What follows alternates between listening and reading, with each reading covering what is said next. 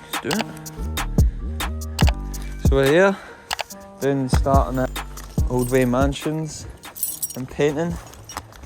We're filming this all on the iPhone 12 Pro. Obviously it claims to have really good video stabilisation. So we're going to put that to the test today and see if we can replace the GoPro with it. Today I'm shooting on the SONY A7R3 with a 24 to 70mm f2.8 Sigma DG Art lens. I'm out with my pal Luke today. Make sure you check him out on Instagram as well. L.Harrison's Photography Germany, or Luke's Photography Germany, I believe. I'll put the hashtag in the video anyway.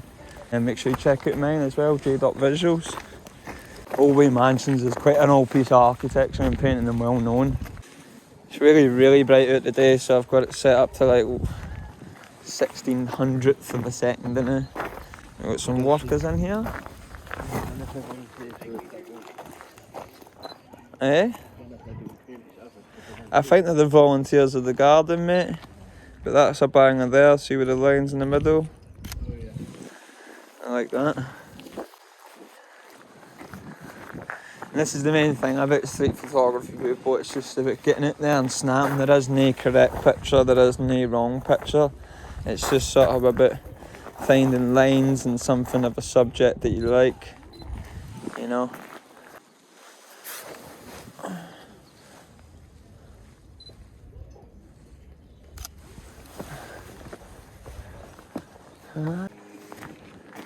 There's a nice picture here, mate, if you want to get it. See if you just like use that as framing. Oh yeah. And through it, and pow. Might need to go a wee bit closer with your lens, mate. Yeah. But try and get this in. Try and get these two bollards in, and then have him in the centre of your picture. So you want your focus mark on him. And then, nice. To bring a framing in, especially in street photography, because each subject can look the same. So a framing can take quite a boring image and actually just brighten it up.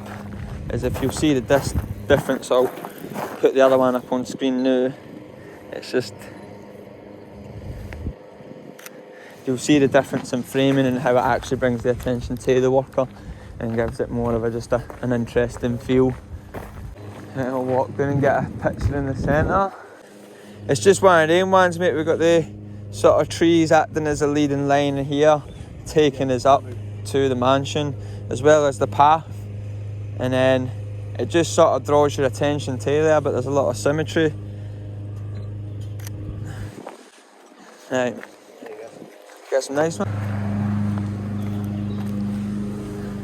See, we've got this wee squirrel in here. We'll just take our ISO right down.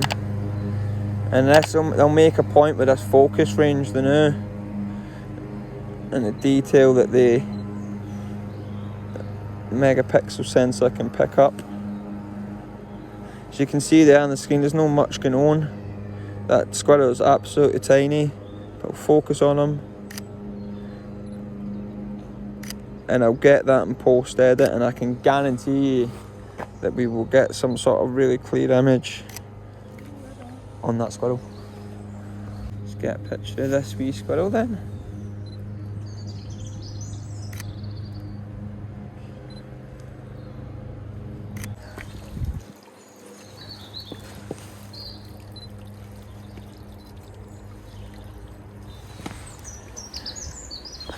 Oh, what a beautiful wee area though, mate, eh? This camera is really good at automatically adjusting settings. So say for instance, once a day go down into the street and we're starting to do my street portrait stuff, I'll put it in aperture priority. Water cameras are very good at this, setting the aperture priority, and what that does for you is it allows you to set your aperture as low as possible and then allow the camera to, in this sort of lighting, it's just going to adjust the shutter speeds to accommodate how much light's going in. In sort of darker lit areas, It's going to adjust both shutter speed and ISO to give you sort of the clearest, sharpest picture with it. And the Sony Alpha range does really, really well at this. It's just on the dials at the top here. Switch it into A. Now what's going to happen, as you can see, I don't know if you'll be able to see that there, the shutter speeds will slowly adjust in a range as I go in and out the shadows, but the aperture will stay the same. When you want the background to stay nice and blurred for you, and you don't really want to be spending a lot of time adjusting settings to capture the perfect image, aperture priority comes in real sort of handy for that, and does really, really well with it, especially in the newer model cameras. Even on sort of the older cameras, I had a Nikon 6000, used to always be an aperture priority when I went out in the street. And yeah, that's just a top tip for the street photography stuff. We'll see some stuff where we'll keep it in aperture priority. Get something, mate?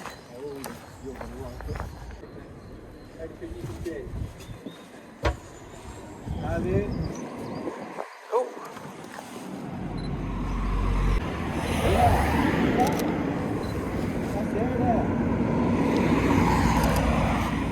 Love it.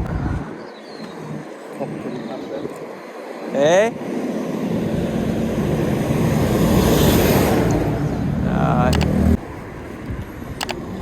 Right, so we're now in aperture priority. Aperture turned nice and low. And we're gonna get some bangers. Church bangers.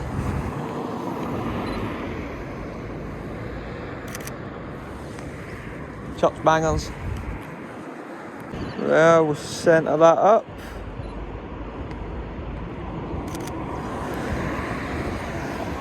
Yes, yes.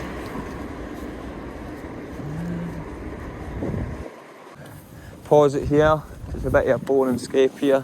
It's just sort of bare grass and then a wee bit of parkland, so I'll get the video back up once we're in the town.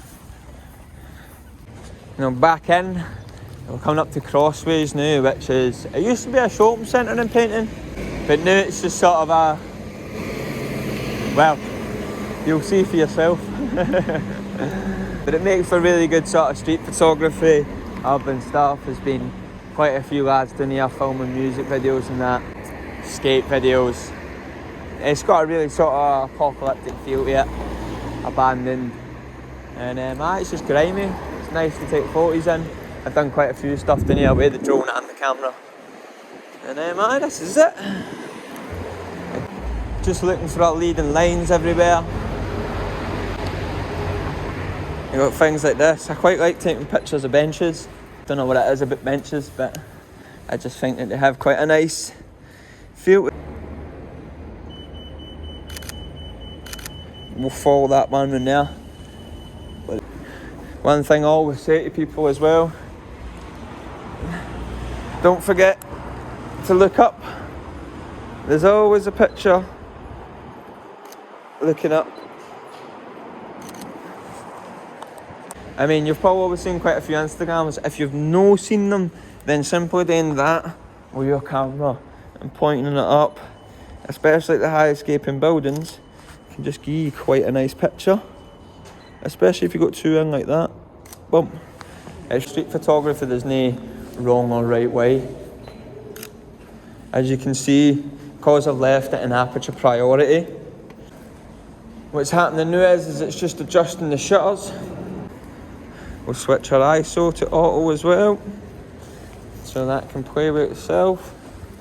And then we don't need to worry about going from dark to light, light to dark, which happens a lot in the street, especially up against built up buildings. Like I was saying before, aperture priority can make sure that you don't miss them shots. For instance, from going from that really dark lit area into this quite well lit area, and then into this really bright area, the camera will adjust very, very quickly. The shutter and the ISO. Obviously, ISO being the least priority. It'll always adjust the shutter before it adjusts the ISO, because the ISO is the artificial light.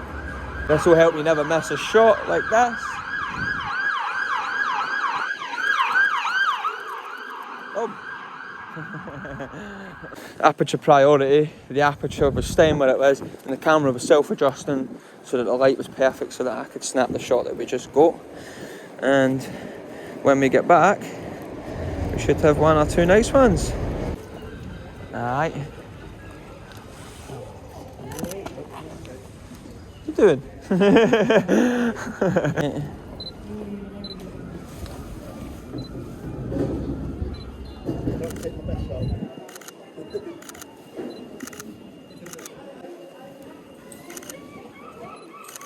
There'll be one good one in there, mate.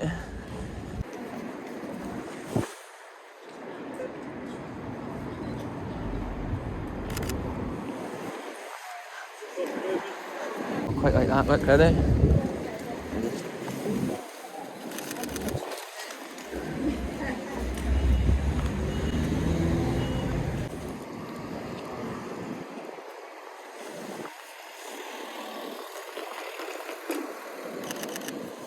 Thank you, mate. Yep, I got that for you, pal. There you go, mate. No worries, mate. Got one of me there? Uh-huh.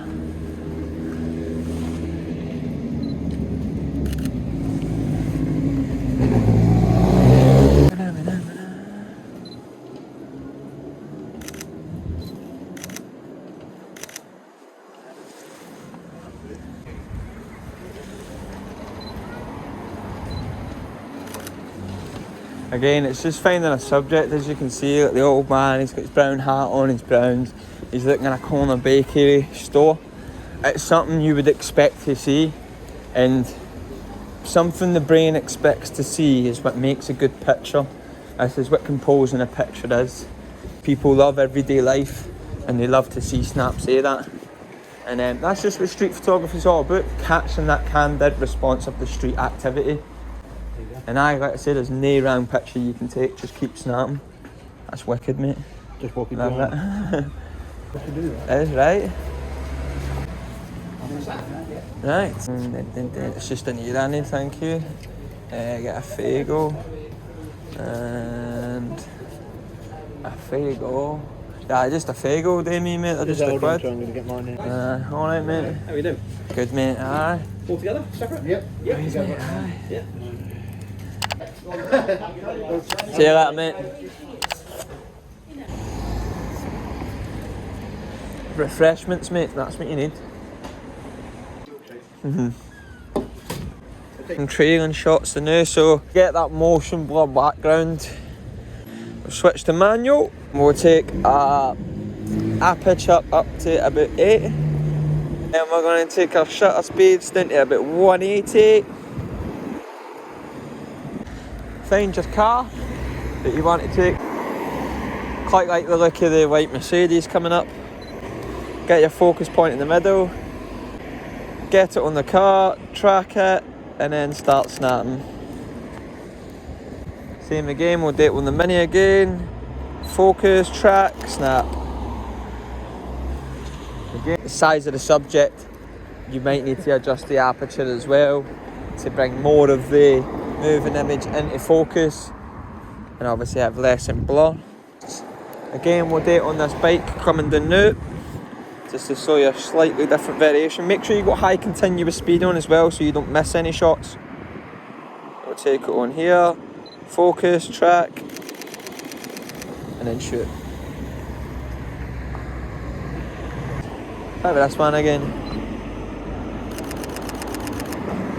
The settings we went for there was 1/50th with a f16, and obviously the ISO is as low as it could possibly be. Have your camera settings to high continuous. Have your shutter speed from anything from 1/50th up to 100, depending on how fast the moving subject is. And again, anything I find works best is from f8 all the way upwards to your highest f-stop number. And I just play a bit with the settings, play a bit with the speed, and play a bit with the aperture, depending on anything. Obviously, if you've got a speeding car that's doing like 50-60 mph an hour, you might struggle to track that and get a focused image on 1/60th of a second, say. So if you went for 100th of a second, it would give you more chance to get that clear image and still have the subject in focus. Because they're travelling so fast and you're having to track so fast, the background will still be blurred. I hope that makes sense to you. If it doesn't make sense, let me know in the comment section and obviously I can clear it up in more depth.